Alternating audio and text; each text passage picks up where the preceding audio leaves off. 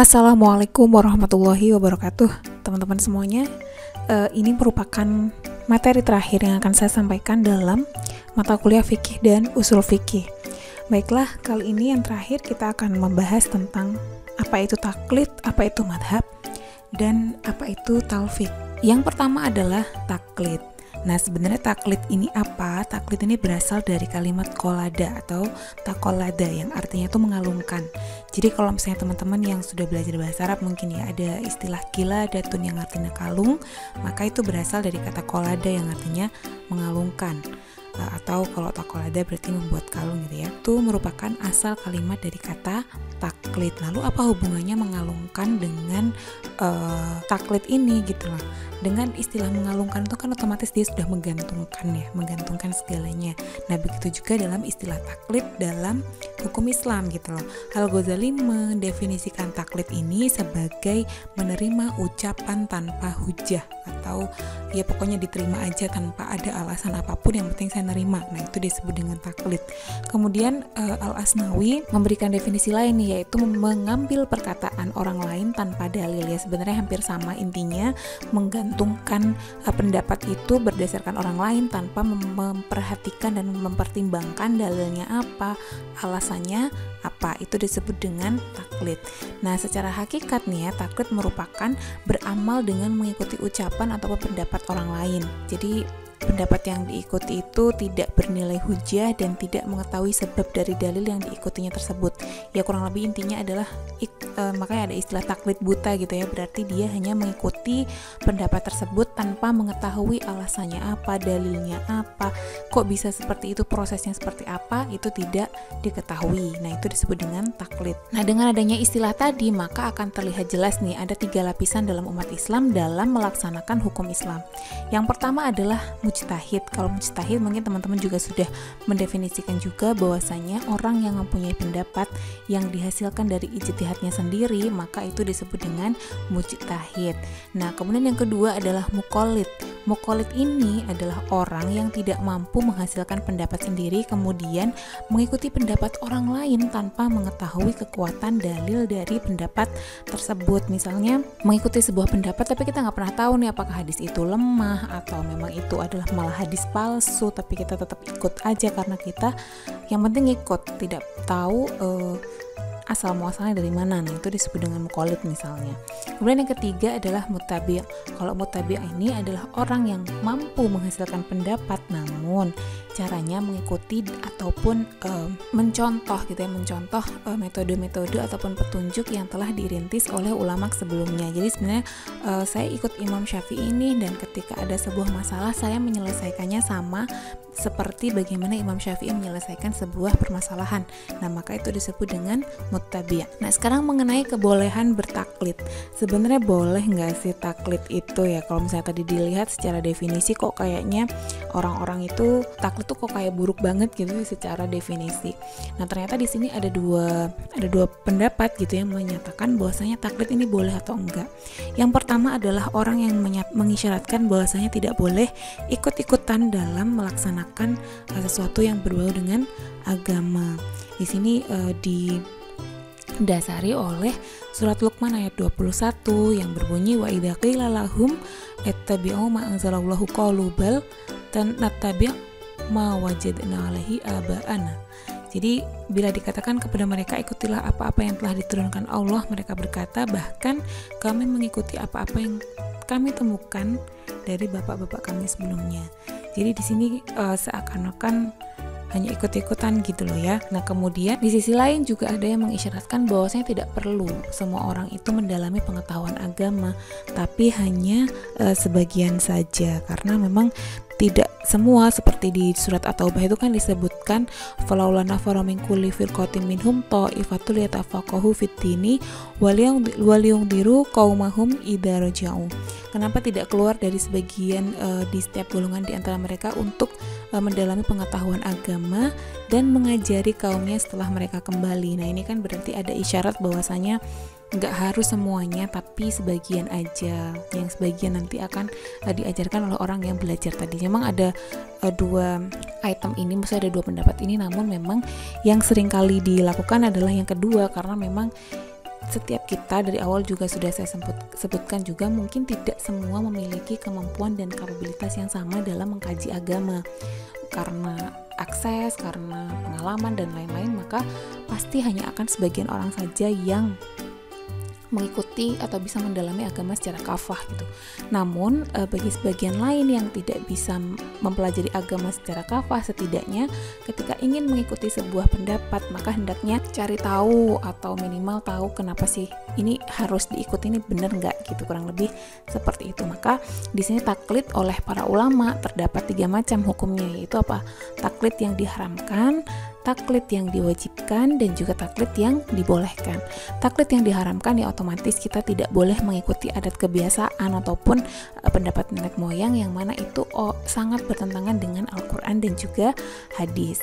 Kemudian taklid diketahui kepada orang yang tidak pantas diambil perkataannya, kan kita nggak mungkin ya taklid pada pendapat orang yang fasik misalnya. Kemudian yang ketiga, taklid kepada perkataan atau pendapat seseorang sedangkan yang bertaklid itu udah tahu bahwasanya itu salah. Ini kebangetan banget ya kalau misalnya kita taklid pada sesuatu yang mana kita udah tahu itu adalah hal yang salah. Kemudian taklid yang diwajibkan adalah taklid yang dilakukan kepada orang yang perkataannya dijadikan sebagai dasar hujah, yaitu misalnya taklid kepada Rasulullah ya boleh aja karena memang Rasulullah sudah dijamin kebenarannya. Kemudian taklid yang dibolehkan adalah taklidnya seseorang yang sudah mengerahkan usahanya untuk ittiba, untuk untuk mengikuti apa yang diturunkan Allah, hanya saja yaitu tadi tidak semuanya bisa berilmu yang baik gitu kan, sehingga dia taklid kepada orang yang lebih berilmu. Yang ini malah ini yang bagus, yang taklid ini yang diperbolehkan gitu. Dan taklid ini sifatnya sementara, bisa jadi misalnya selama sanawiyah aliyah kita mengikuti bapak ini nih, tapi ternyata ketika kita sudah kuliah kita sudah bisa menemukan sosok yang lain gitu, maka kita bisa berpindah kepada yang itu, asalkan kesemuanya tidak bertentangan dengan apa yang diajarkan oleh Islam.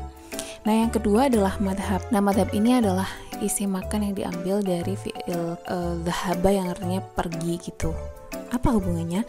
Namun di sisi lain dhahaba di sini juga diartikan sebagai ro'yu ataupun pendapat, sehingga pengertian madhab dalam istilah ini adalah jalan ataupun metode yang digunakan oleh seseorang mujtahid dalam menetapkan sebuah kasus atau sebuah kejadian. Sedangkan pendapat yang lain juga disebutkan bahwasanya madhab adalah pendapat atau fatwa seseorang mujtahid atau mufti tentang hukum suatu kejadian. Jadi ada 2 pendapat, yang pertama adalah sebuah jalan ataupun metode, yang kedua adalah pendapatnya. Tapi intinya ini digunakan oleh seorang mujtahid untuk menetapkan sebuah kejadian.